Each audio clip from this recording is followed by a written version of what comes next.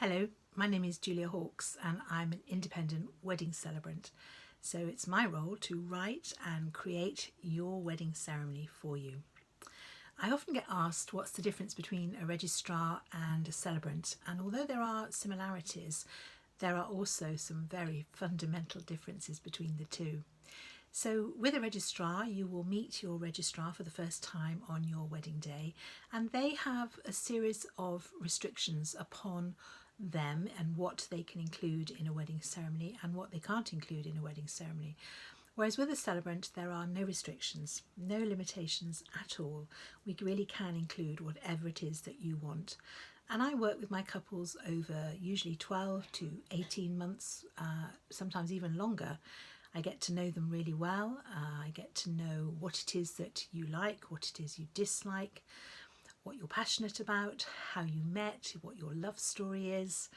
And all of that can be woven into your ceremony. So it's a very, very bespoke, very personal experience and very different from a registrar ceremony. The other thing that I get asked is couples ask me how they can combine a legal registration and the creative experience of working with a celebrant. And it's actually very simple.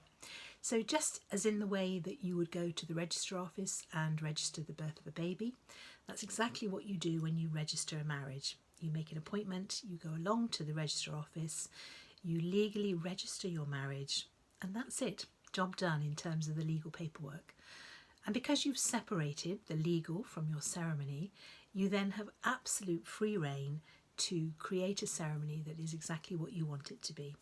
It can be held anywhere you want it to be held, whether that's your own garden, your grandma's apple orchard, wherever you want that ceremony to be held, it can be held. So that's the fundamental difference really between a registrar and a celebrant.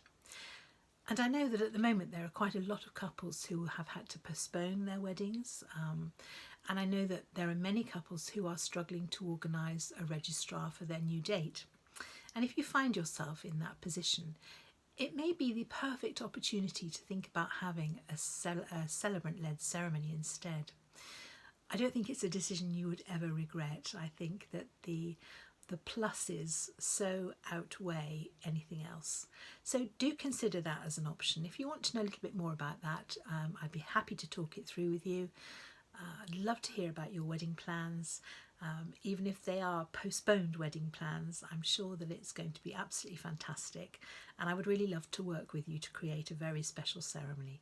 So I look forward to hearing from you, and enjoy the rest of the suppliers that are speaking at the wedding fair.